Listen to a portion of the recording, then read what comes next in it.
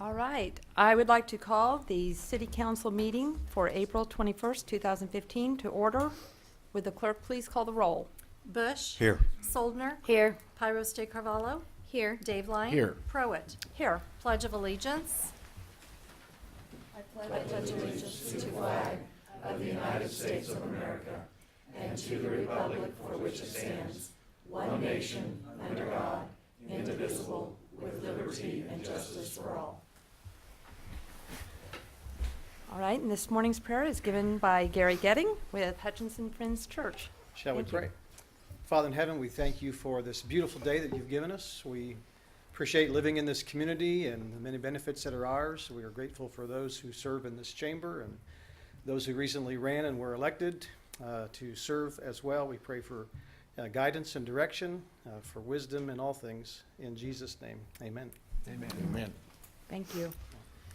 Next item, please. Administration of oath of office.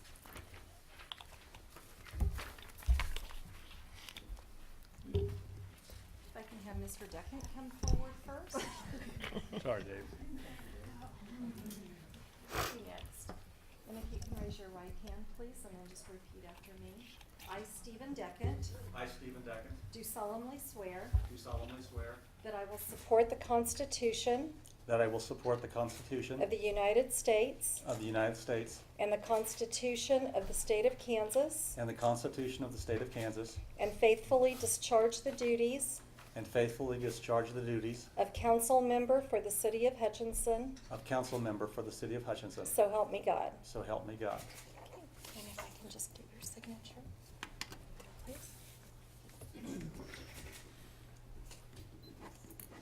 Thank you very much. Okay. And Mr. Inskeep? And if you'll just repeat after me. I, David Inskeep, I, David Inskeep, do solemnly swear do solemnly swear that I will support the Constitution of the United States that I will support the Constitution of the United States and the Constitution of the State of Kansas, and the Constitution of the State of Kansas, and faithfully discharge the duties and faithfully discharge the duties of council member for the City of Hutchinson, of council member for the City of Hutchinson, so help me God. so help me God. If I can get your signature, please. Thank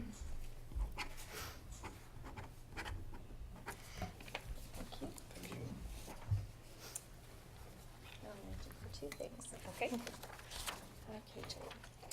I, Jade Pyros de Carvalho, I, Jade Pyros de Carvalho, do solemnly swear do solemnly swear that I will support the Constitution of the United States that I will support the Constitution of the United States and the Constitution of the State of Kansas and the Constitution of the State of Kansas. I guess And- I don't have my hand up. and faithfully discharge the duties And faithfully discharge the duties of council member for the City of Hutchinson, of council member for the City of Hutchinson. so help me God. So help me God. I was just so excited. Don't think it validates, it invalidates it. This one doesn't have to be read.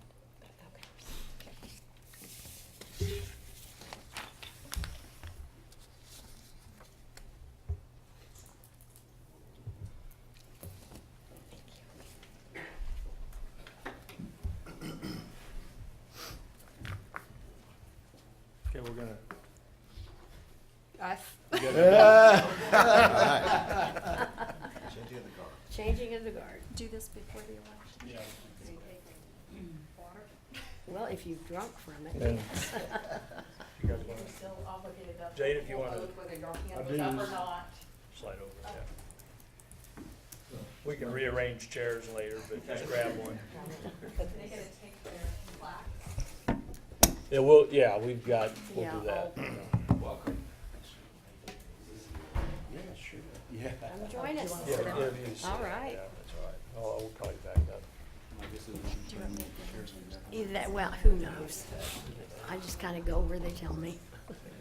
Well, good morning, Nan. I'm John Deerdoff, the city manager, and, we're saying goodbye to our outgoing council members today and welcoming in our newly elected officials. And I wanted to just take a few minutes to make a few comments about our outgoing council members on behalf of the city staff.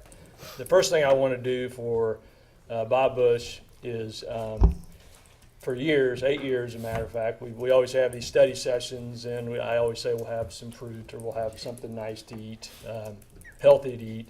And Bob always asks for apple fritters. And all these years I've let you down and didn't ever get you an apple fritter. So I'd like to present you with an apple fritter. That's the most valuable thing the city's given.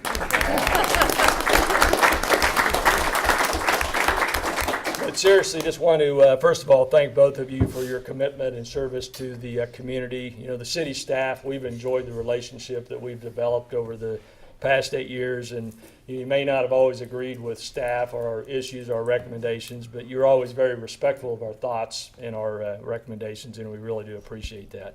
And I can personally attest to the amount of time and effort that each of these individuals put forth for this community as you dealt with the business of the city. And I really think until people walk in your shoes, they have no idea how much thought, effort, and energy you put forth for this community while you're served as a city council member. It's not an easy job, but I think you guys did it the right way. So, and I know during council meetings we tend to kind of always look forward and deal with issues to prepare our community for the future, and really that's probably the way it should be. But I think from time to time it's appropriate for us to reflect a little bit about what we've accomplished. And looking back over the past 8 years, your guys' term on the council, Bob and Cindy, you guys have played a significant role in many, many projects and programs for this community. And so,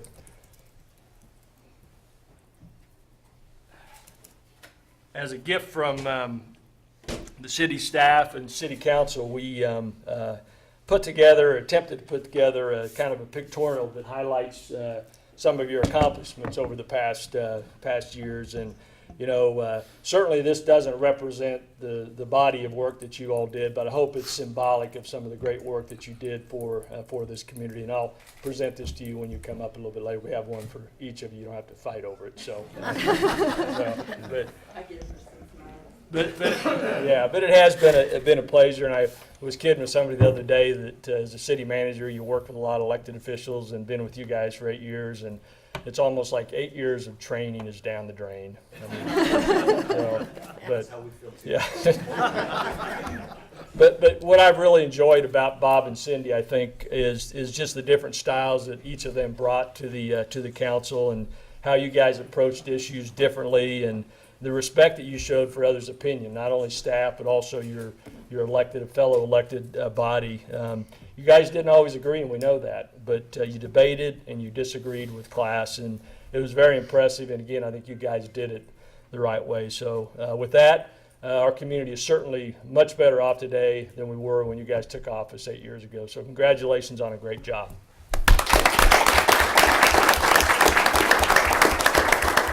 So if you'd come forward, and we'll present a couple other things for you other than the apple fritter. So, I should have been begging for something all these years. but again, You gotta work Is with that grab this plaque. This is Cindy, on behalf of the city. Hopefully you can hang that somewhere. Congratulations. Thank With you. that. I'll take that here. And then you want to go ahead and present her with the plaques. Thank So, you. okay. And you also bring her. Thank you. Bob, congratulations. Great job. Thank you very much. Okay, we're going to put some stuff on back. This is heavy, so both hands.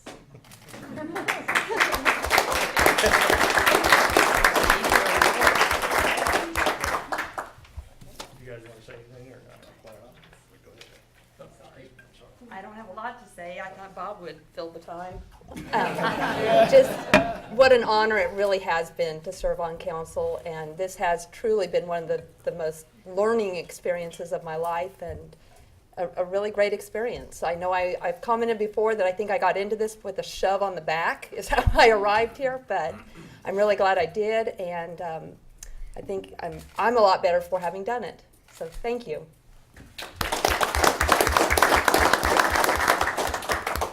I just wanted to say that this has been a great experience, kind of a life-changing one.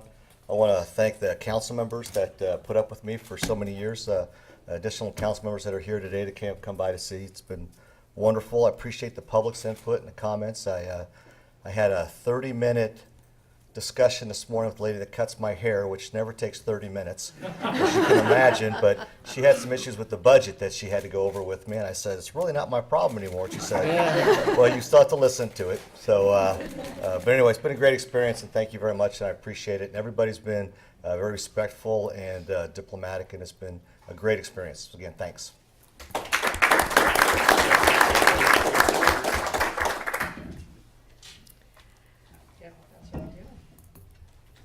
I was wondering if the council wanted to make a few comments about Cindy and Bob's leadership. I'll just say that you've demonstrated incredible acts of service and leadership in a really challenging economic time and got the city through that and made tough decisions all with grace and poise. And thank you so much for teaching us and leading the city in a really progressive way.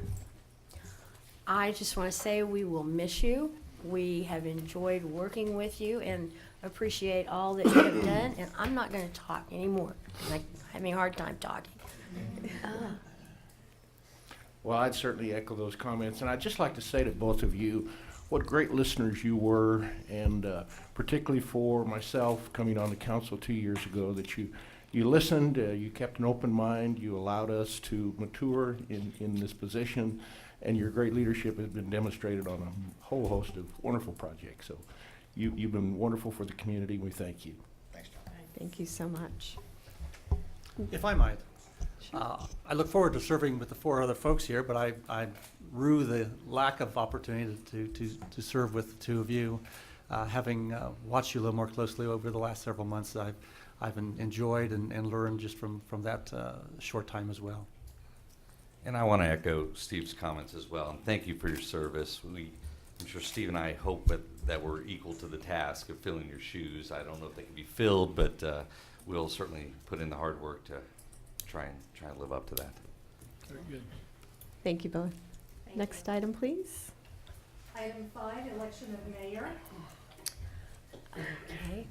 I would like to nominate Jade Pyros de Carvalho for the position of mayor of the city of Hutchinson. I would second that. We have a motion and a second. Is there any further discussion? Hearing none, please call the roll. Deckent, Yes. Inskeep, Yes. Daveline, Yes. Soldner, Yes. Pyros de Carvalho. Yes. Or do I abstain? I'm sorry. There again, I was so excited. I'm just forgetting all protocol. No, you're fine. Next item, please. Item 6, election of vice mayor. I would like to nominate Nancy Solner as vice mayor for the city of Hutchinson. Second. We have a motion and a second. Is there any discussion? Hearing none, will the clerk please call the roll? Deckent, Yes. Inskeep, Yes. Daveline, Yes. Soldner, I'll abstain. Pyros de Carvalho. Yes, I can vote on this You one. can vote on this one. Next item, please. Item 7A, a proclamation for Arbor Day. We have a few proclamations to present, and then we'll be taking a short break to thank our outgoing council members and welcome our new ones. So could I please have Lauren Fries up first with the tree board?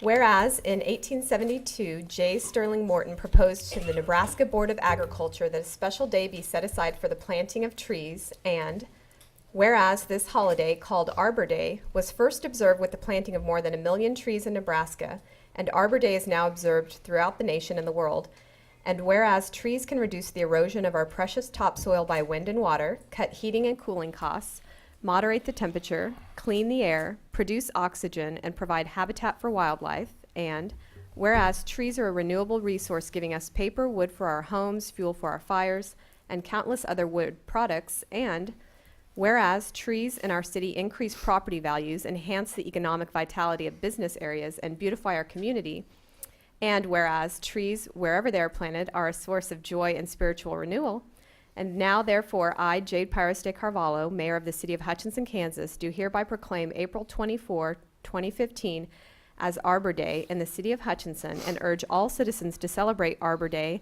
and to support efforts to protect our trees and woodlands. And further, I urge all citizens to plant trees to gladden the heart and promote the well-being of this and future generations. Would you like to say a few words? Yes, please. Well, we want to thank you, the city council, whatever, for your support, financial support for the last several years, especially this last year, where we, as a tree board, planted 82 trees, which involved 400 volunteer hours, for the planting of the trees, and 80 city employees, which we appreciate. Of those 82 trees, there was 15 of them were assisted with us for planting by Cargill Salt down at Hobart Deader Field. There was Derek Baker, was an Eagle Scout project at the city or at the state fairgrounds. City Beverage out at Riverbanks Orchard Park, in cooperation with the 4th grade of Plum Creek. We planted 40 trees. There was 8 trees planted on Greenway Park, and then there was another 4 trees that was planted at 30th and 61 Highway. With that, we do have some projects going on this week. On Thursday, we're going to be planting 40 trees with Cargill Salt again at Rice Park. And then on Friday, which is Arbor Day, we're going to be planting with cooperation with City Beverage and Bob Bush with 4th grade at Plum Creek at the Rivers Bank Orchard Park. And with that, I'd like to thank you guys, for your support planting or help us plant these trees. Thank you. Thank you.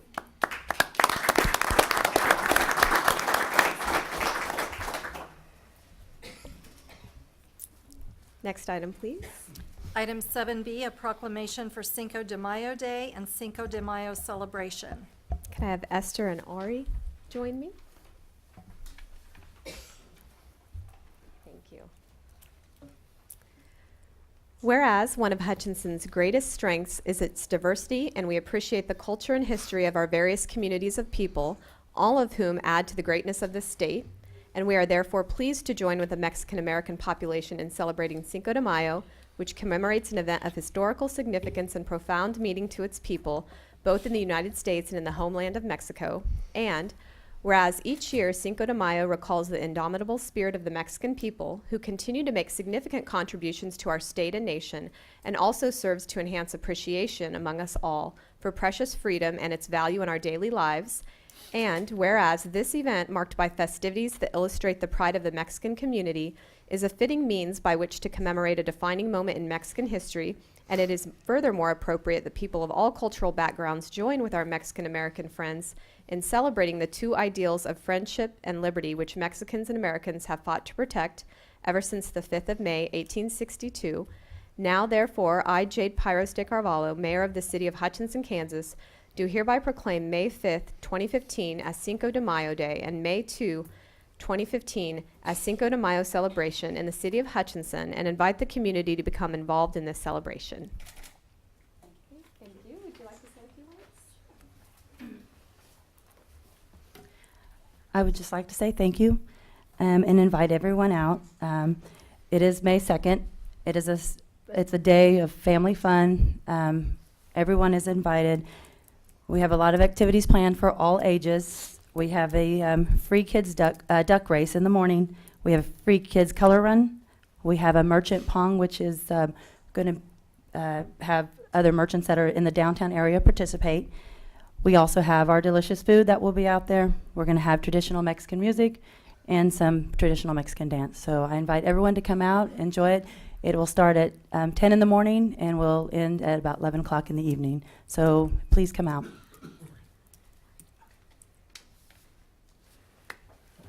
We have a great schedule of events that you can find at Acre In and Acre Away, both as carryouts as well as on the tabletops at Anchor Inn. We are blessed to have some wonderful community partners this year, and we have a art show, which will be new to this year, that will be held in the Tech ALS building at 14 West B.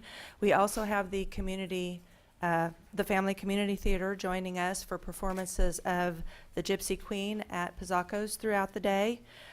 We have a wonderful new Mariachi Lopez joining us, and a new group called Grupo Furia that will come in the evening. So we just encourage everyone to come down and have a good time.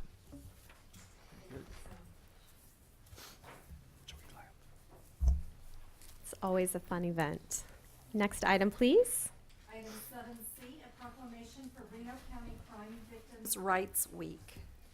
And could I please have Tom Stanton join me? Hi, Tom. This is a long one. Whereas Americans are victims of more than 26 million crimes each year, and crime can touch the lives of anyone regardless of age, national origin, race, creed, religion, gender, immigration, or economic status. Whereas many victims face challenges in finding appropriate services, including victims with disabilities, young victims of color, deaf and hard of hearing victims, tribal victims, elder victims, victims with mental illness, immigrant victims, teen victims, victims with limited English proficiency, and others. Whereas the entire community has to play a role, involving survivors helps victim service providers and criminal justice professionals understand the culture, values, and expectations of under and unserved victims who seek assistance and justice, and engaging victims' communities and learning from leaders about their unique needs helps service providers foster a supportive and culturally relevant atmosphere in which victims seek help and healing. Whereas incorporating communities' existing experts and trusted sources of support into efforts to fully serve survivors will develop a criminal justice system response that is truly accessible and appropriate for all victims of crime. Whereas victims know best how to direct and manage their own lives, and true recovery from crime will incorporate a victim's cultural, religious, economic, social, and personal interests, and with the full weight of their community and victim service providers behind them, survivors will feel empowerment to face their grief, loss, fear, anger, and shame without fear of judgment, and will feel understood and worthy of support. Whereas National Crime Victims' Rights Week, April 19 through 25, 2015, is an opportune time to commit to ensuring that all victims of crime, even those who are challenging to receive or serve, are offered culturally and linguistically accessible and appropriate services in the aftermath of crime. And whereas Reno County District Attorney's Office is hereby dedicated to building partnerships with trusted sources of support, including community leaders, religious groups, schools, and other agencies, to better reach and serve all victims of crime, no matter their community. Now, therefore, I, Jade Pyros de Carvalho, as mayor of the city of Hutchinson, Kansas, do hereby proclaim the week of April 19 through 25, 2015, as Reno County Crime Victims' Rights Week, and reaffirm the city of Hutchinson's commitment to creating a victim service and criminal justice response that assists all victims of crime during Crime Victims' Rights Week and throughout the year, and to express our sincere gratitude and appreciation for those community members, victim service providers, and criminal justice professionals who are committed to improving our response to all victims of crime so that they may find relevant assistance, support, justice, and peace. Do you like to say a few words? Just a couple. Thank you. If a lawyer can keep it to a couple. Mayor, Vice Mayor, members of the council, thank you very much for supporting Victims' Rights Week here in Reno County and in Hutchinson, Kansas. We find it very important in the Reno County District Attorney's Office to support victims. In fact, any of us by the end of the day could be a victim. And in many cases, the cruel and selfish crimes committed by others have a tendency to shatter the lives of the victims. And so often the system is designed to protect the defendants, and the victims are or find it difficult to be heard. Therefore, what we try to do is to support victims, including the families of victims, and to prosecute crimes to the best of our ability. We would invite the community and the council this evening to a candlelight ceremony for the community. The theme this year is Engaging Communities, Empowering Victims.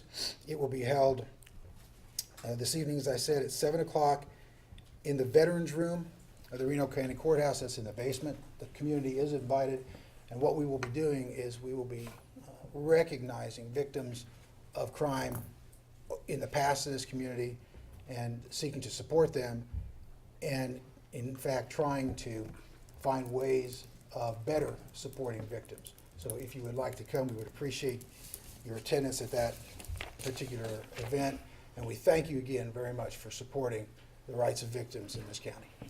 Thank you. At this time, we're going to take a short recess for a reception for the retiring and newly elected council members, and we will return at, you think, 9:40? 9:40? Thereabouts. Ish?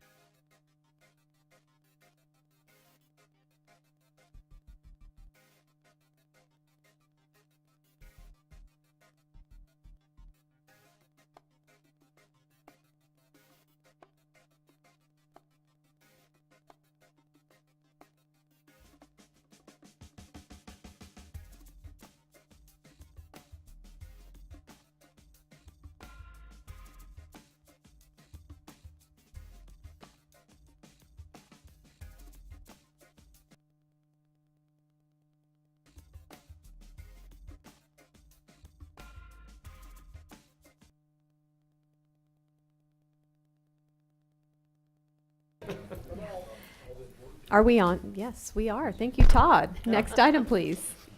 Item 8A, 2015 citywide cleanup. Good morning, Council. I'm Justin LaFountain, Associate Planner with the city. I've kind of been tasked with running the citywide cleanup this year. If you recall, in previous years, what we do is we put out dumpsters throughout town that are free to use for citizens. They can drop off any garbage or anything that they no longer want that's been collecting in their house or on their property for a while. Like I said, we have 15 locations this year, and we're also excited to introduce an e-waste drop-off. E-waste is going to be collected at Tech's location, which is 1300 East Avenue A.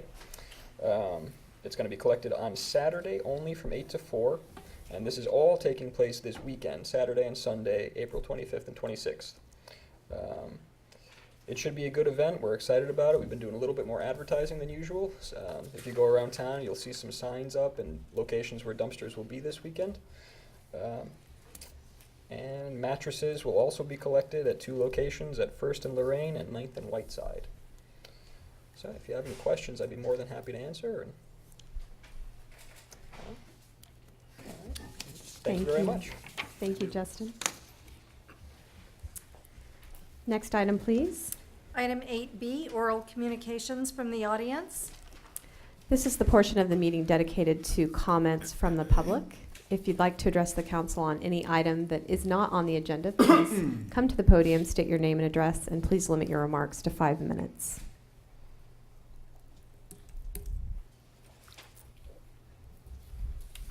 Hearing none, next item, please. 9A through G, consent agenda.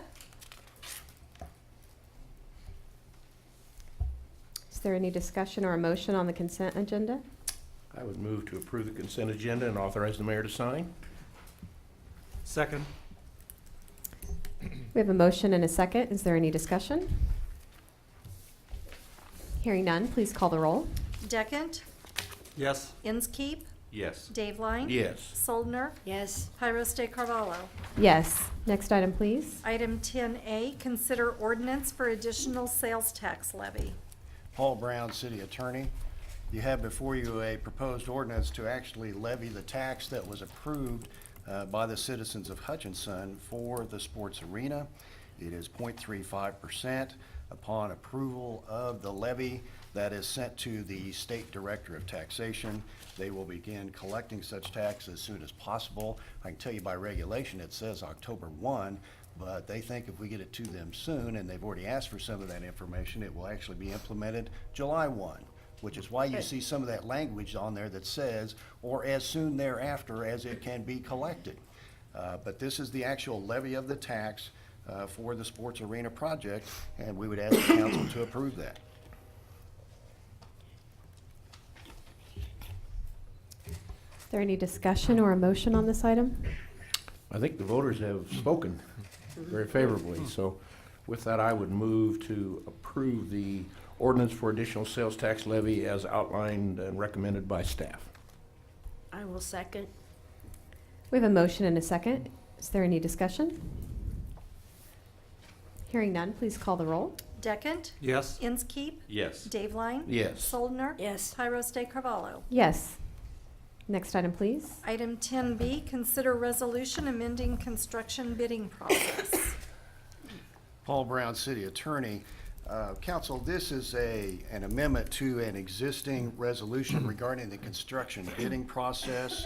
And if you actually look at the resolution and you go to paragraph 4F, that is the actual substance of the amendment to the resolution. It just allows us to use the construction management at risk process for the sports arena. It gives us that option. And it also, we've had chartered out for the state provisions initially.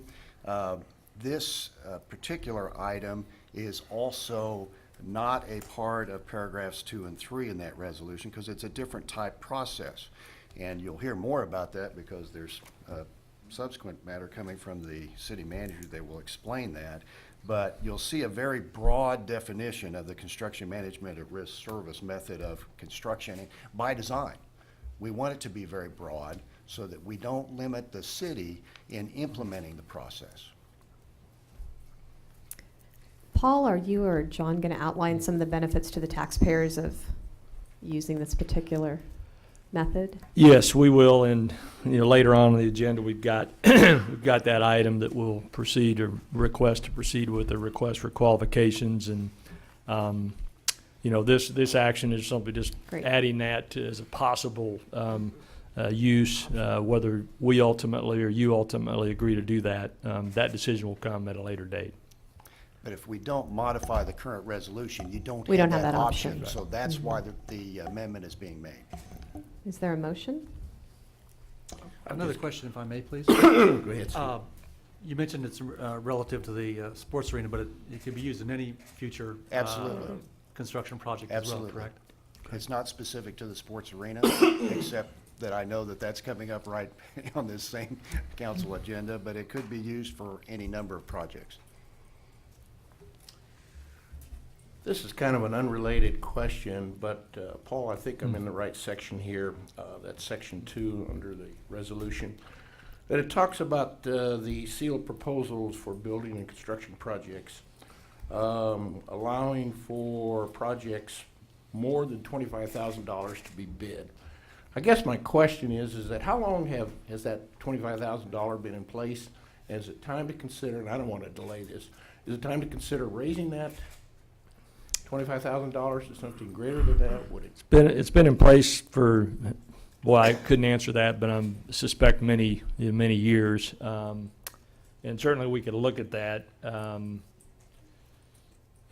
we can just look at that. I can't tell you how far back that goes. In our normal purchasing practices through the city, we have actually upped those amounts that require a department head to get 3 quotes maybe. And then there's a certain dollar level that requires a competitive advertised sealed Right. bid, and I don't recall what those amounts are. Typically in any kind of construction project, we think about streets, those kinds of things. It's always obviously going to be through that amount and going to be on a sealed bid process. But we can certainly look at that. Oh, John, I was just Yeah. thinking whether or not there could be any potential staff and cost savings if we were to potentially raise that. Still allow the bidding process at some level, but if Yeah. it's been in place for that many years with rising cost, is it time to reevaluate that? Yeah, because that does add a whole nother element to a fairly simple project Yeah. that might be, $35,000. Exactly. And so that I think that's a good point and something that we'll definitely look at. You So might just yeah. take a look at it, and we can Yeah. look at that during the budget process Okay. or Yeah. something. Very good. Thank you. Yeah. And that's part of the reason why the city charters out from under the state provision, because much of the first part of that resolution is the actual statute that's cited there. And the limitation in the state statute was $2,000. And we've chartered out from under that. Wow. At least 2 prior resolutions with respect to that state statute have the $25,000 figure. I can also tell you I've been approached by our engineering department about maybe some other changes to that particular resolution, about maybe the advertising method and how we approach that. But it will not impact the amendment we're making here about the construction manager at risk. Thank you. Is there a motion on the resolution?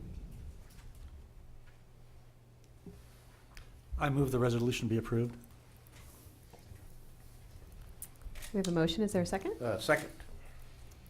Is there any further discussion? Hearing none, please call the roll. Deckent? Yes. Inskeep? Yes. Dave Line? Yes. Soldner? Yes. Hyros de Carvalho? Yes. Next item, please. 11A, consider community development block grant for 715 East Avenue A. Good morning, Mayor and Council. Jana McCarran, Director of Planning and Development for the City of Hutchinson. And before you, there are actually 3 bids. I'm not going to speak before each one. I'll just give my presentation before all of them.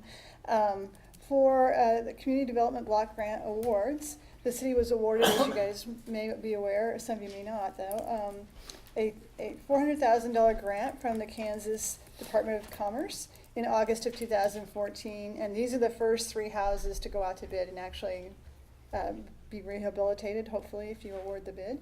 The city does have a $94,000 110 $94,110 match in local funds. The Avenue A project goes from Lorraine to basically Maple Street, so it's pretty far. Actually, doesn't all the way to K61. Let's see here. It goes to K61, not to Lorraine. And the grant will rehabilitate up to 18 houses. We may be actually expanding the grant area, so that's why I was a little confused. We did have bids were submitted on April 7th, and 3 packets were submitted and opened. And I do have a correction to the first bid there for 715 East Avenue A. The actual bid award should be $27,250. There was an error in the materials we received from our subconsultant. SCED is actually the grant administrator for this project. And because part of the project area is in historic district, we have been sending these to SHPO, as typically happens with these state and federally funded projects, and SHPO has done the historic review on them. So if you have any other questions, I'll try to answer them. Jody Schuler from SCED is also here in the office, here in the audience, and he can answer questions as well. Can you remind me what the maximum was on each property for that grant? The maximum? There really is no maximum. There's Okay. an average Okay. over the 18 houses.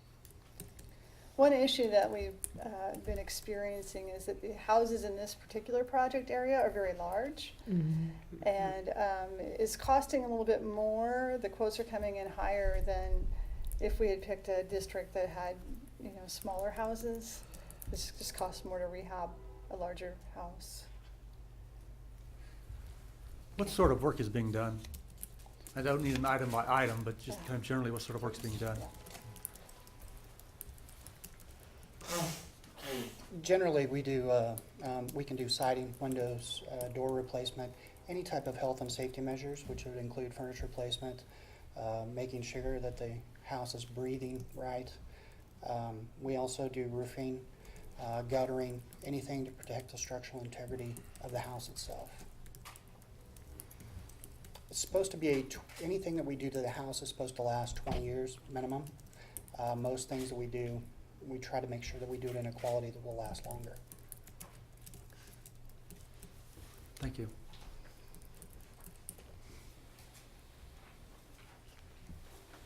Are there further questions? If not, I'll entertain a motion on this item.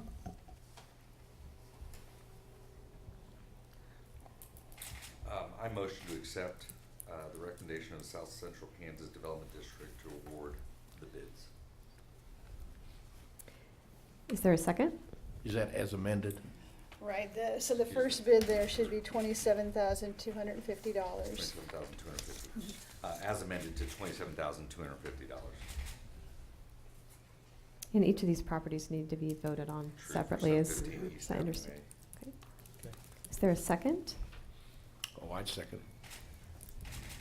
Please call the roll.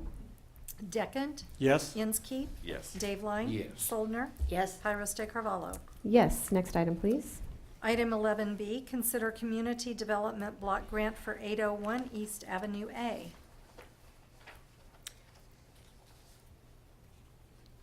Okay. You ready for a motion? Sure. Okay, I will move to approve the recommendation as presented by staff. Second? We have a motion and a second. Any further discussion? Hearing none, please call the roll. Deckent? Yes? Inskeep? Yes. Dave Line? Yes. Soldner? Yes. Pyros de Carvalho? Yes. Next item, please. Item 11C, consider community development block grant for 607 East Avenue A. Is there a motion or questions about this item?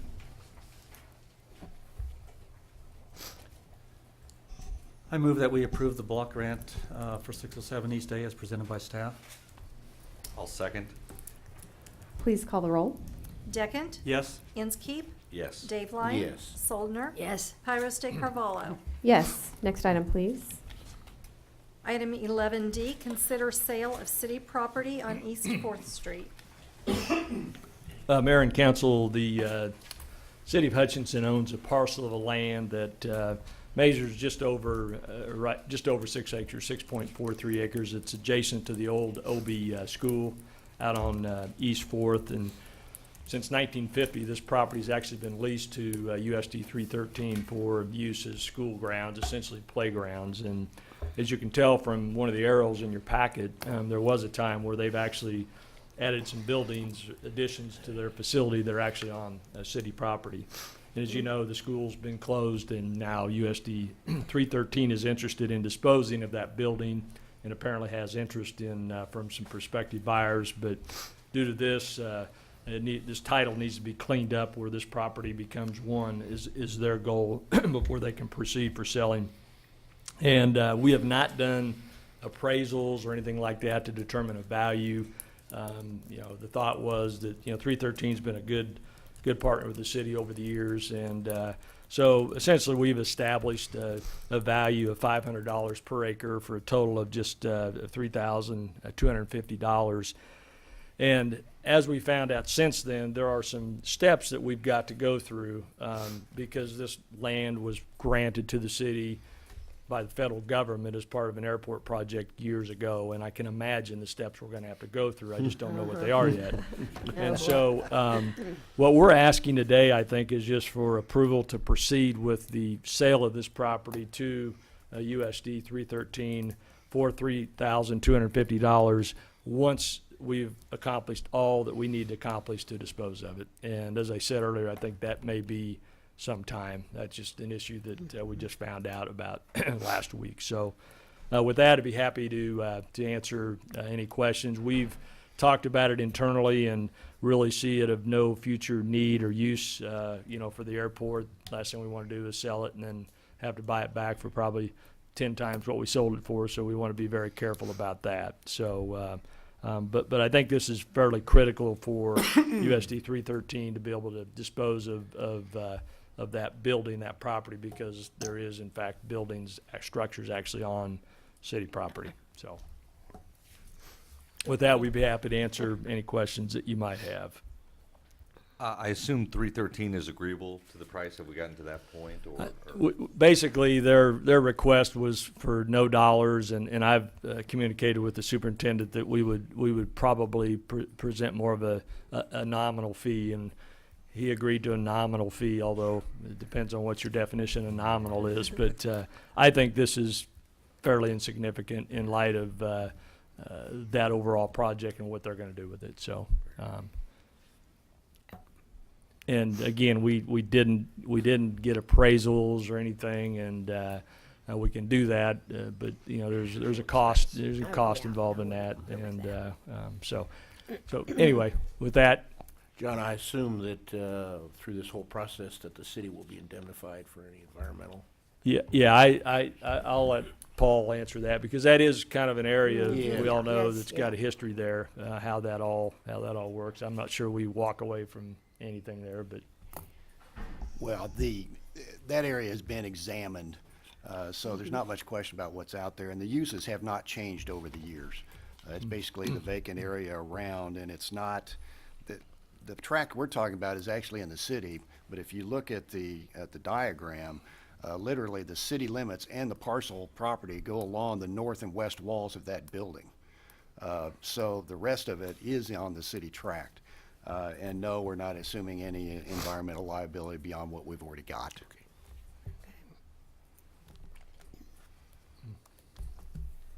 Are there further questions for staff? Hearing none, is there a motion? I would move to approve the recommendation of staff to proceed with the formal process needed with the federal government upon approval of the release from the federal government, proceed with the sale of the parcel to USD 313 for $3,250. I'll second. We have a motion and a second. Any further discussion? Hearing none, please call the roll. Deckent? Yes. Inskeep? Yes. Dave Line? Yes. Soldner? Yes. Tyros de Carvalho? Yes. Good luck with that process. That might might take a while. Yeah. Next item, please. Item 11E, consider award of Main Street construction contract. Good morning, Michael Kramer, Director of Engineering.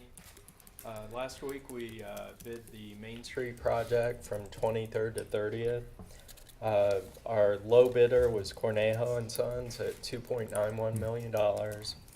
And the next highest bidder was APAC at $3.16 million. Couple of things in regards to the budget of this project. In the fall of last year, the council approved moving forward with $6.2 million bonded over 3 years.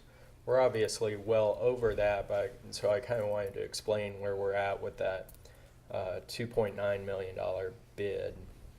$550,000 of that is water projects that they were always planned but not part of the street budget. They're part of the water budget. So we have $550,000 that will be paid for with water line project CIP funds. So that brings us down to about $2.3 million that's in the street and in the signals. So of that $2.3 million, we have about $160,000 of traffic signal work that was not anticipated as part of the project. As you know, out at 30th Avenue and Main Street, we had a traffic signal failure. And then as we got into looking at that and looking at some of the design on our other signals, the 23rd and Main Street, that's a temporary signal. Right now it hangs off of Westar's light poles. And those light poles are going away and we'll have new light poles. And Westar doesn't want us hanging a temporary signal on their light poles anymore. And so we'll have to, as part of the project, install a new system there. So you take out that and you're a lot closer to that original budget that we were talking about. And so we've worked with John and then with Frank in finance, and it looks like right now we'd be bonding about $1.85 million of the project, and then using about $511,000 from our reconstruction reserve.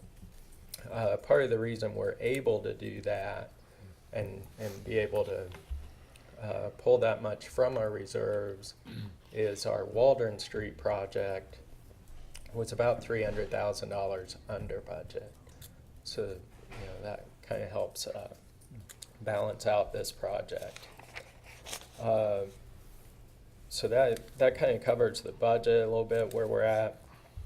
Schedule, originally we had talked about 7 months. Obviously we've changed our construction contract to be completely finished and finalized by May of next year. And the reason we did that is during the bidding process, it became apparent that contractors were concerned about getting finished in kind of the October, November range, and if they got into bad weather, being able to get the asphalt down this year. So we went ahead and revised it so that if they needed to, they could finish in next year. In talking with Cornejo, they fully intend to get the project done this year, but at the same time, it is possible under the contract to go till then. And what are we doing to communicate that to all those stakeholders that we told it would be done in May? One of the things that we are doing is I do plan to have another public meeting and have a come and go meeting where we can talk about the project and get them in communication with Cornejo. One of the things that we have in our projects is public relations.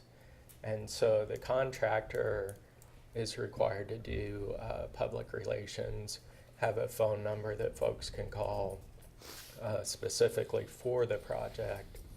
And then we're also doing some email communications that are new. We have this up and running on Waldron. We have about 40 residents or so that receive email communications and project updates directly from us. And we'll be doing the same thing on Main Street. And so, they'll be getting that through our website, how to sign up, and then also notifying the news and such. I anticipate that being a pretty significant deal to those business owners along Main Street. Yeah, and as far as the traffic impacts, again, Main Street will be done under traffic, so we'll continue to have traffic through there in both directions. Another thing, like if a business has 2 entrances, they can only close one at a time. And so that will help alleviate some of the issues. Michael, Go ahead. I missed, you said the original amount expected for this project was how much? It was originally in the CIP budgets years ago at 1.85 million. Okay. And so that's how we kind of arrived at what we're bonding. Last fall when we presented the project, I believe it was in October when we presented the Main Street concept and the findings of our consultant. We proposed then the 6.2 million bonded over 3 years.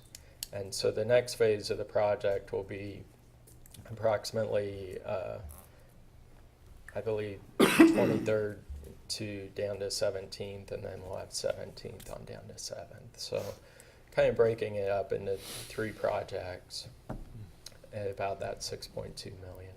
But again, that's not including any of the water line work, Right. et cetera. That comes out of a separate fund. Yes. And you expect the 6.2 to still to be sufficient? I think we're probably going to be looking at that and revising that upwards slightly, based on the bid prices that we received on this project. However, I do think that this is the most complicated and expensive portion of the project, especially with the signal work that had to come in, and the water, just the utilities in general are more complicated on this section. Michael, a question on the traffic signal improvements. Just curious if you would outline for me what we could expect there. Will it be new functions or new signals itself, or what? At 23rd, where it's the temporary, right now there's Christmas tree heads, so you have one head that hangs down with lights in all directions, and those don't meet MUTCD guidelines for traffic signals anymore. So again, the Manual on Uniform Traffic Control Devices, MUTCD, and we'll use that acronym all the time. But so there will actually be a signal head for each lane now, I believe, instead of just the 2 little Christmas trees. Michael, he really just wants to know what the polls are going to be made Yeah. of. We're going to get to that. We're going to get to the polls here in a minute. Yeah. As far as the other locations, there won't be a lot of function change. In general, we're reusing our existing poles. It's new wiring, new controls. Okay, existing poles. And then at 30th, we will have a new pole there to replace the pole that was failed. Did you have some input on what those should be, John? Just so they're steel poles, Yes. LED lighting. That's kind of the standard anymore. So. Yeah, and again, the Westar lighting will be on steel poles and will be LED lighting. So, yes. Okay. Excellent. When there's an opportunity, you need to let Dave and I in on this. We've just joke. begun, haven't we? I wanted to John's talk not a about fan of the wooden internal poles of the around control, town. right? He prefers steel. Yeah. All right. Well, goodness, I sure hope those other 2 phases come in closer to the original engineering estimate, because that's a big chunk. Yeah, as far as you know, the overall scope of the project, to me, it's, you know, pretty in line with where the originals were. And, you know, if you're looking at the 6.2 over 3 years, I think we're fairly close to that. Are there further questions or discussion?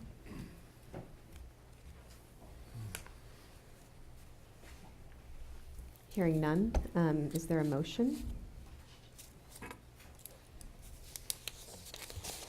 Well, I would move to award the Main Street construction project as outlined by staff to the Cornell and Sons in the amount of $2,911,861.53 and authorize the mayor to sign.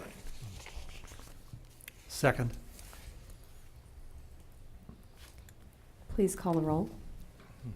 Deckent? Yes. Inskeep? Yes. Dave Line? Yes. Soldner? Yes. Tyros de Carvalho. Yes. Next item, please. Item 11, 11F, consider professional services contract with Schaefer Johnson Cox Fry Architecture for the Hutchinson Sports Arena. Mayor and council, in January of 2014, the city solicited for a request for qualifications from architectural firms to help develop a master plan of potential improvements for the sports arena. We did that in partnership with the Hutchinson Community College, and we shared in that cost. During that time, we received 6 proposals for that project, and we shortlisted down and interviewed three firms. In February of 2014, the council approved, recommended that we enter into contract with Schaefer Johnson Cox Fry out of Wichita, and their partner in the project, St. Combs, out of Denver. The design team then began work in March of 2014, and there was a series of stakeholder focus group meetings to get input from the various users of the facility as to what might go into the ultimate master plan. Fast forward to December of 2014, when Schaefer Johnson Cox Fry St. Combs then presented to the city council the preliminary master plan concepts and a proposed budget for those improvements. So with the passage of the sales tax, which was good news, we're now ready to proceed with design and preparation for construction of the work. And we're recommending that at this time we forego the traditional request for qualifications process and proceed with hiring Schaefer Johnson Cox Fry and St. Combs as we develop a relationship with them, and they've been involved in this project from day one. Attached in your packet is the standard AIA contract between Schaefer Johnson Cox Fry and the city of Hutchinson for professional architectural services. And not going into detail on the actual contract, I've never been a big fan of the, I apologize to the AIA contracts, but they're there, and I think the important issue we seem to focus on is the cost. And in this agreement, the percentage is 6.5% for the project that we're looking at here.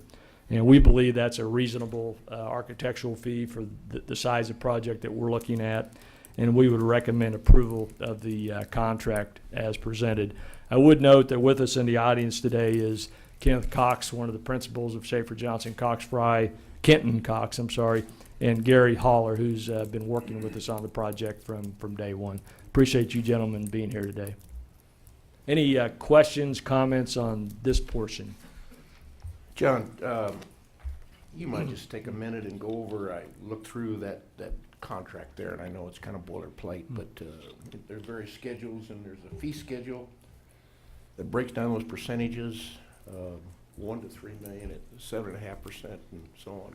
Can you explain that? Well, I think the way how that works? those fee structures basically work is that it's on the size of the project, and so, boy, do you have that pulled up?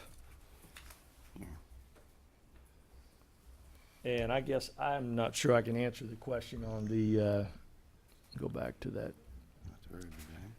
Yeah, it was under exhibit. And your question is in reference to the percentage? Yeah, just the percentage. It says 1 to 3 million at 7.5%, 3 to 7%. But since it's over, we're at over the $10 million, it's a flat 6.5%. It's a 6.5%. So it is a 6.5%. flat. Yeah. That's all I wanted to get That's good. clarification on. Yeah, Yeah. that's all I wanted. That's right.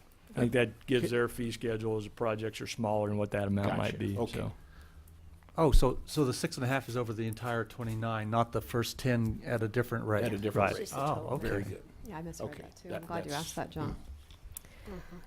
And I might just mention that if we were to bid it out in the fashion we normally do, that would add several months and cost to the project. Is that correct? It would add a lot of, it would add time. It's also, it's kind of one of those deals, I think when we went through the RFQ process back, most of the firms involved in that realized that if they get that job, it kind of got a foot in the door to, you get the design job and, So due diligence was done at that point. that would be my thought, yes.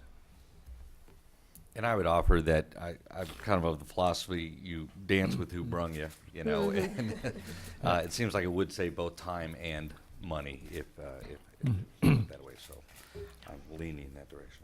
Thank you. John, I was wondering, again, looking at the contract, and it talks about the 6.5% covering, I think, what was referred to as basic services. And then there are additional services and also reimbursable items. Do we have any sense of what the costs might end up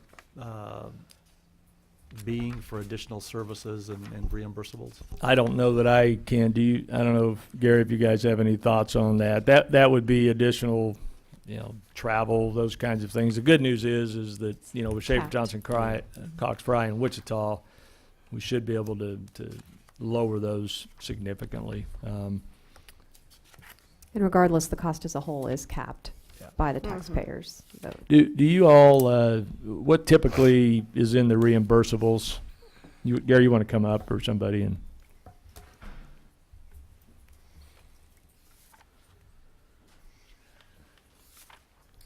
Hi, Gary Holler with Schaefer Johnson Cox Fry, architect.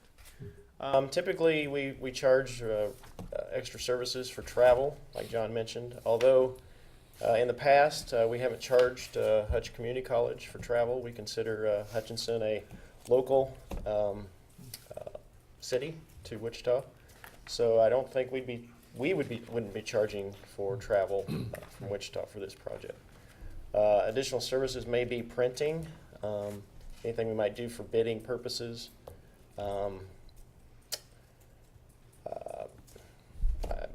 We see that expenses would be minimal, I think, on this project. Very good. Additional expenses. So those fees charging the 6.5% should cover most everything? I believe so, yes. Hey, Gary, while you're there, why don't you explain the construction schedule, the commencement date, and the projected completion date? Well, I'm not quite sure I'm ready to. We are going to have a lot of meetings coming up with, I think you're voting on a design committee to come up, and we have several meetings with user groups. We would like to put together, obviously, the best set of documents that we can, looking at all the people involved. And so that process, I think, will be several months in order to do that. And then we've got several months of drawing. Obviously, that doesn't just happen overnight. I think we've got a schedule here of November. I believe so. What's going to happen the plan is April 30th, we've got a meeting with, set up tentatively with the architects and the building committee to really talk about what that schedule looks like and give them a better idea as we go. But early on, we talked about design from now and through the fall. Probably any construction, it just generally wouldn't happen until probably after the tournament next year unless, there could be some mobilization stuff going on. I just don't know yet at this time. So there's just a lot of kind of work as we work through the design and maybe with the construction management side of things, we'll get a better idea what that ultimate schedule might look like. But early on, again, design would be from now and probably through October, November. Correct. I think that's what we're shooting for. Okay, appreciate it. And of course, all that'll come back to this body in probably incremental time just to give an update of where we're at and what it ultimately is going to look like before we embark on this journey. So it's going to take a while. It'll be worth it, I'm sure. Thank you, Gary.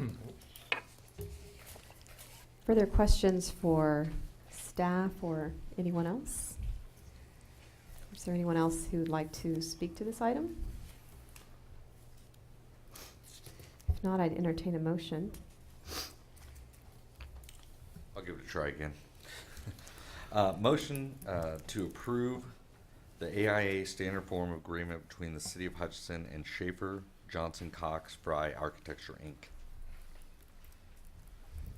Is there a second? Second. Please call the roll. Deckent? Yes. Inskeep? Yes. Dave Line? Yes. Soldner? Yes. Hyros de Carvalho? Yes. Next item, please. Item 11G, consider proceeding with request for qualifications for construction management at risk for sports arena project delivery. Mayor and Council, as some of you know, traditionally the cities, we've worked with we design it, we bid it, we built it. That's just typically been our process for projects, whether it be street projects or building projects. The architects or the engineers essentially design the project, create the specifications, contractors then bid on that project, and then the city council would accept the lowest responsible bid in that case. As we looked at the sports arena project, due to the size, complexity, I really wanted us to, explore some other options as far as our project delivery process.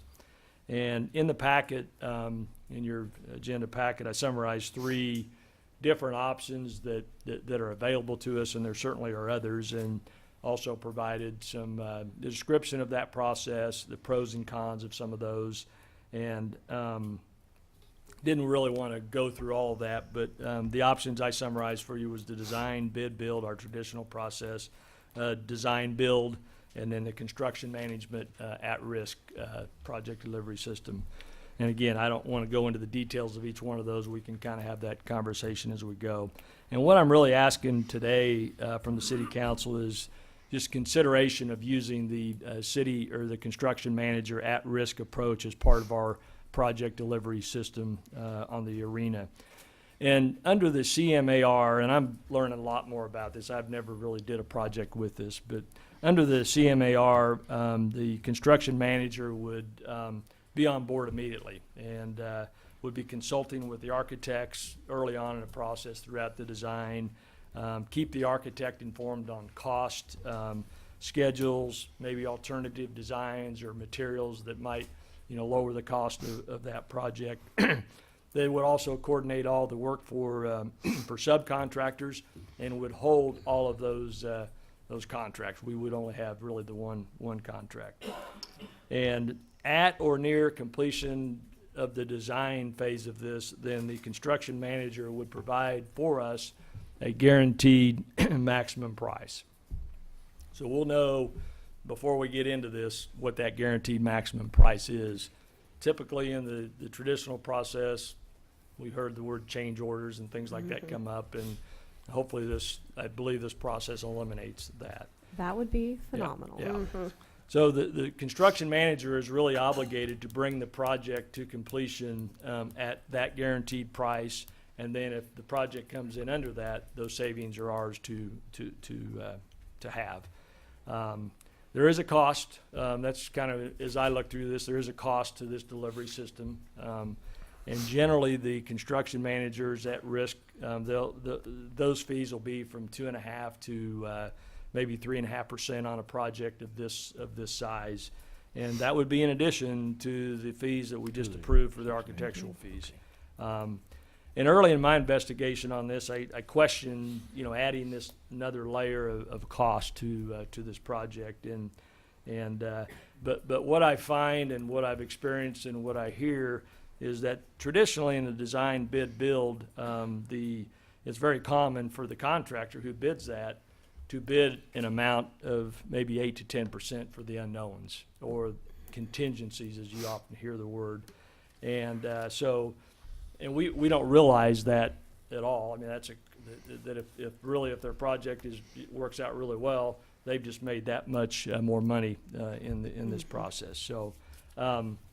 In addition, generally the general contractor would have a markup for all the subcontractors, and there'll be a lot of subcontractors in this that they'll manage, but traditionally, a contractor bidding this would have markups. I don't know what those percentages are, but they would be there. And then finally, as I said, the dreaded change order. Hopefully, we would eliminate that through this process. Because, you know, with the arena project, not so much the additions, but the stuff inside, just the unknowns, there's just always going to be some of that. So, but under the construction manager at risk, the architect will design, and the construction manager will help with the pricing of design, and again, provide that guaranteed maximum price, and then again, keep that project under budget. So in summary, you know, we've got options for our delivery process, and I've explained a couple of those. And in reviewing the options we have and talking with others that have used the construction manager at risk delivery system, I believe it's a good option for us to at least consider. And really, again, what we're asking for the council today is just to approve allowing us to proceed with the request for qualifications process. And we're not committing to anything today. And I think as we go through this process, we'll learn a little bit more about that just through the interviews of the different firms, and the building committee that we'll talk about later will be a part of that as well. So again, we're recommending today that the council allow us to proceed with the request for qualifications for construction management at risk for the sports arena delivery process. Be happy to address any questions you might have at this time before we move forward. John, my only question is, are there firms that specialize in this, or are they individuals, or are they in the immediate area, or there are many firms that have now become more involved. It seems to me that school districts have, and our architects probably know this better than I, really went to this format, and I think they even have special statutes that deal with specifically school districts on how this process works. But you know, construction management's been around for a while, whereby, and that's another option, whereby we would hire a construction manager just to help us with the project, but it's not an at-risk situation, and again, that's another layer of cost. So I think it's become more prevalent as a delivery system, because it does eliminate some of the surprises that we find. And you know, having been involved in many design bid build projects, and architects are great people, and we've got a great group, but you know, when you're designing something, and then the contractor gets the bid and they look at it and say, I don't know why they did this, and we should have did this. Well, it's too late to do that at that point. The contractor goes ahead and bids it, and then you try to fix things in the field, and change orders are tough to price, and makes it kind of difficult. So, and there are many others, probably maybe people in the room that can probably talk better than I can about the system, because again, I'm learning a little bit about it as you are as well. But to answer your other question, there are many firms in the area: Kansas City, Wichita. Okay. And again, we've had 2 recent projects in Reno County that have utilized, I think, a construction manager out of Kansas City, maybe, and The Wileys certainly used this method, didn't they? no, we They didn't. Oh. Well, and that was a private deal, but it wasn't. Yeah. So I was going to ask, what were a couple of the projects that either 308 or Reno County used? The jail. The Yeah, jail, that's the one I and was they're thinking of. utilizing. Trying to think of the firm. I think it's. Anybody recall the firm? The jail. Anyway, and then the USD 308 used Nabholz. For the And they're out of bonding. Kansas City. Yeah, for the high school, because the bids came in so much higher for the high school than what was budgeted. They went to this process Right. because they could get it down within the bid dollars. And the think that's interesting it. thing Oh, about go that is just what you said, is that the high school went through the traditional bid, design bid, and the bids were way out. So then they started all over with this Yeah. construction management at risk, where the advantage here is that we're going to be from day one working with the architects, and hopefully those surprises are eliminated. So, but yes, there is no doubt there are many, probably 4 or 5 quality firms within Wichita, Kansas City area that would be looking at us or looking at this project. Would the Schaefer folks have any comments on this in terms of your experience of working with the construction management at risk?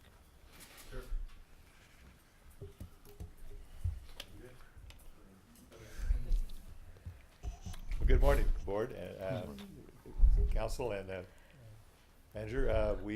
First of all, I'd just like to thank you for your confidence in us to proceed forward. We've enjoyed the process to this point, so I'm very excited to be a part of it. Construction management risk is something that's kind of new to us as architects in the last probably 10 years. We had the construction management that your city manager talked about for years, but the construction management risk, we look at it as really just the way to hire the general contractor up front. And basically, you're going to hire that general contractor on the basis of a fee and his qualifications. And to us, that's a real advantage because it's not just the lowest bid necessarily, it's also based on their experience in doing similar type work. So you get to interview that and proceed. I think the other thing on CM at risk that we like as architects, and I think you will too, is on the budget control. And you've had this little discussion here about your high school project. And we've had similar situations. What is so exciting as an architect on the CM at risk is how the bids come in. On your traditional bidding that we've all done for many, many, many years, we put out a complete set of plans. We've worked on for 6, 7 months or so. We get a bid. We might have a few alternates. Maybe there's an alternate for some different kind of glass or something. But basically, we open those bids and we get a number. And it may be in our budget, it may not, but that's it. And we have maybe a few alternates. On the CM at risk process, the whole process is open on the bidding. I'll just give you an example. Wichita School District, you commented about this, one of our clients, and we've done a number of projects there in the conventional process, but we came up to our last large project, which is a new high school that we're going to build in Wichita, around a $60 million project. Through this discussion, the board made a decision to change their process also to allow CM at risk. And I'll just give you an example. We've been doing this about 6 months now with Dondiger Construction, who is a very qualified contractor. You probably have had, and done some work here. Did Gow Stadium, for example, for you guys. But the bidding process, instead of just getting that one number, we actually have over 100 separate bid packages within the overall. And what are those? It's the glass, the carpeting, the cabinetry, the mechanical systems, all of those various parts. Budgets are established up front, and then we get the actual bids on each of those parts. So instead of just seeing this one number, we as architect and you as owner are going to see every single piece of that project. And you can decide, is this in our budget, not in our budget? Let's just say on the glass, maybe we have a bid on a budget for the glass, we get the bids, it's over what's been allocated, we can take a look at that piece and we can adjust it. And why that's important is it allows us at the end to control budget, which I think is extremely important on this project. The complexity of it, the renovation part of it, the unknowns, it allows us to do that. So I think that budget control, along with selection of a contractor based on qualifications and fee, to us are the real advantages to it. So, Thank you. Thank you, questions? Mr. Cox. Might have? Why would a construction manager want to do this? There's the set fee versus the 8 to 10%, for example, that John referenced, and they take the risk in terms of staying within the budget. So what's the motivation for the construction manager, the general contractor? Good question. I think basically there are some contractors who like to do it this way. There are some other contractors that prefer the more traditional bid process. So I think, again, through that RFP process, you will find the contractors that like to do this type of process. And like I said, there are a number of general contractors in our area that actually prefer this methodology over the other process. So the only thing I can think of is that, first of all, they become the part, so they are also in somewhat control of the process. Whereas on the conventional bid process, they're competing with a number of other contractors, and maybe they get selected, maybe they don't. So I think that would be one of the advantages. But like I said, there are some contractors that like this process. There are other contractors that do not. But again, it's no different in our view than the conventional bid process as far as your contract goes. You're hiring them to be your general contractor for a fee, and then they're gonna bid out all the parts, and you're gonna see all those, and when we get finished, we got the same contract basically as you would have under the conventional process. So for us, we don't see any difference. It's just the process we go to get there. And again, some contractors like it, some prefer to go the other way. Well, I would say that my biggest frustration in large construction projects is going through the bidding process, choosing the lowest bidder, and then the change orders start rolling in, Yeah. and that bid is then pushed far higher than the highest bidder. And so just the fact that the CM assumes the financial risk is a huge benefit, I think, to the city. Is there any sort of performance bond incorporated with this process, being it's a little different bidding process than the norm? The bonding process would be exactly the same as we would have for conventional. We would require the same bonding. And insurance and, all of those kind of. The general would get the bond? Yes. Okay. Yes. So it means exactly, again, we don't see it as any, when the final contract is put together, it's really no different than if you had a conventional bid and hired a general contractor with all his subs. He has the same responsibility. It's just a different process to bring him on board. Well, it's more transparent, isn't it? Because of all the individual bids that we'll see. Absolutely. I Yeah. think, again, as I said, that, to me, that is the most exciting part of it as architect, is we're able to see all of those parts. Like I said, the new high school in Wichita, we have over 100 separate bid packages that we are seeing every single part, and a decision is made then, do we proceed with each one of those parts? And if there's some of those are higher than we want to spend, we can adjust those. Under a conventional process, we can't do that. We have a number, and that's it. The other thing that, and I just, as you mentioned that, is phasing. I mean, there could be a part of this project that's ready to go now, and we can get going on it, as opposed to waiting until the final bid is, final bid process. But yeah, generally under the traditional process, you get a number and that's it. And you don't know where their profit's at. You don't know how much this is marked up. And so probably more transparent, yeah. It is. And regarding the separate bids, something else that you can do, we can take parts within the overall project, and let's say there's some local contractor or suppliers that we'd like to give them an opportunity. And on a project of this size, sometimes they are eliminated. But through this process, we can work with our general contractor, and we can actually establish some smaller bid packages that a local vendor or a local contractor, maybe he couldn't do all of it, but he could do a part, and we can set that aside so that they can bid that part. And we're not giving it to them, but we would set it up, some smaller bid packages that would allow those local entities to participate. I'm glad you mentioned that, because that was one of the things that in talking with others is, obviously we want to try to provide some business for some of our local subs. Right. And this would be a good way maybe to be able to do that, so. Are there further questions for Mr. Cox or city staff? If not, I'll entertain a motion on this item. I move that we approve proceeding with the request for qualification for the CM at risk. Is there a second? Second. We have a motion and a second. Is there any further discussion? Hearing none, please call a roll. Yes. Yes. Yes. Yes. Yes. Next item, please. Item 11H, consider appointment of Sports Arena Building Committee.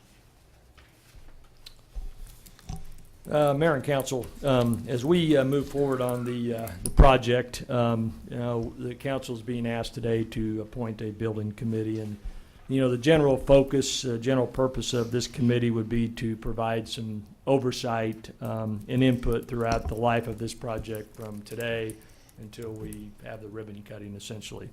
And really, the building committee I just see as another part of the team that we'll be putting together on this project as we move forward. And over the past couple of weeks, I've consulted with Vice Mayor, at that time, Vice Mayor then, about some possible names to serve on this committee. And it wasn't an easy task. And what we try to do is think of so that this main stakeholders are represented, which would be the city, obviously, the HCC, and certainly then American Legion was the other stakeholder, and then several citizens at large. And so before you is a slate of names that we would like to recommend for appointment to this building committee that would more than likely start work at our April 30th kickoff meeting. And so with that, I'd be happy to address any questions, but again, just understand that their role would be advisory role to the city council. No official decisions are made by the building committee or anything like that. John, I might just mention that there's obviously a lot of interest from many community members in this project, and in seeing this project completed in a manner that is beneficial to the community at large, and not one or two groups. So what will be the process when we receive those type of comments? Do we pass those along to the committee for consideration? Do we hold them in our back pocket until we vote on something? Yeah, that's a good question. One of the things that's very important, and I've told many people, because I've had many calls about, well, we'd like to have somebody on the committee, and before long we got 45 people on the committee, and the role of this advisor, this building committee, and the architects, the contractors throughout this process, early on will be numerous meetings with the different groups.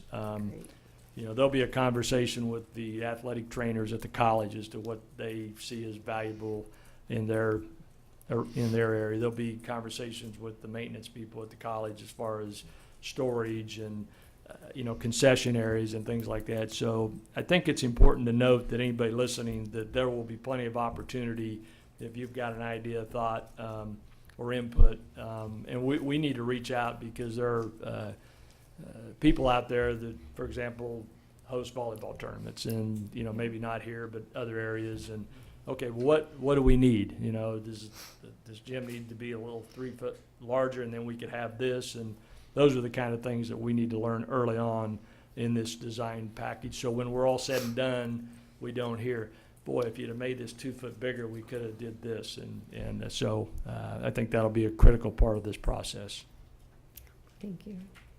I've also received a lot of questions about the management of the facility and the types of agreements and fee schedules, and that's something that won't be determined until much later. Is that correct? That would be correct. I mean, right now, obviously the city owns the facility, and we have an operational agreement with HCC, and that agreement will need to be revisited as we make a bigger facility, and things are going to change for the college in terms of cost of maintenance and utility costs. Those are the kind of things we split. And I don't anticipate another entity that would be in charge. Right now, the HCC is in charge of the bookings and those kinds of things, and there's been conversation about that.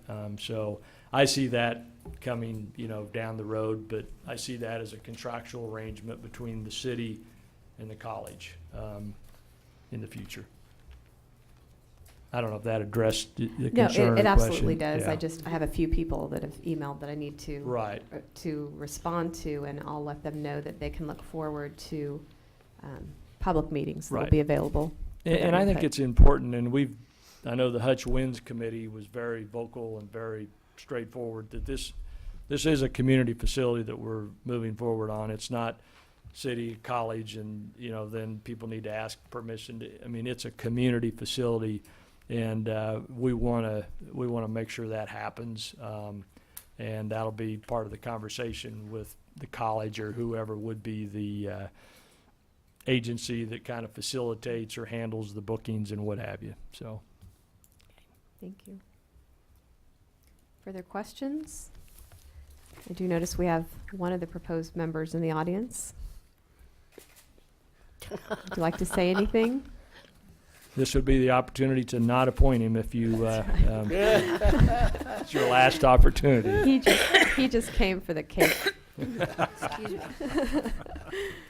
Well, if there are no further questions or discussion, I'd entertain a motion on this item. I will move to approve this slate of names for appointment to the Sports Arena Building Committee and wish them well. It's going to be a long process. Yes, that it is. Yes. Second. All right, we have a motion and a second. Please call the roll. Deckent? Yes. Inskeep? Yes. Dave Line? Yes, I Soldner? think. Yeah. So I told you, John, it's going to be a long process. Yep. No, yes, absolutely. Soldner? Yes. Pyros de Carvalho? Yes. Next item, please. Item 12, report of city officials. All right. Nancy, do you have anything today? Not really, just welcome to our 2 new members. We're looking forward to working with you over the next 2 years, or however long it'll be. And glad to have you. Thank you. Steve? Glad to be had. Okay. What about you, Dave? I just jokingly said no takebacks at this point, so Yeah. you're stuck with me for the next 2 years. Yeah. I'll do my Yeah. best. John? I didn't know, Mayor, if we want to spend some more time on streetlights, or Maybe another meeting. I kind of Another like meeting, wood. Mayor. You like wood, yeah. Natural. No, thank you. Well, I would just echo what Nancy says. We're so excited to have you both on board and the knowledge and opinions you bring. So thank you. John?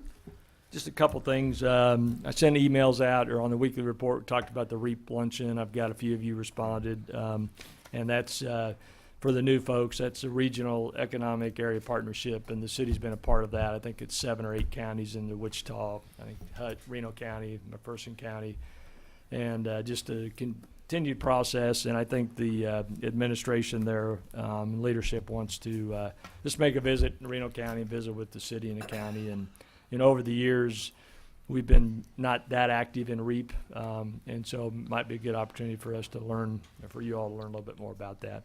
And then we still haven't got a date on the airport tour, but we're gonna look at that time frame that I sent you. So, and I just want to say, look forward to working with Dave and Steve in the future, and the rest of you. And you guys have been on the council for a couple hours, and Yeah. my tally is you've already spent about $7 million.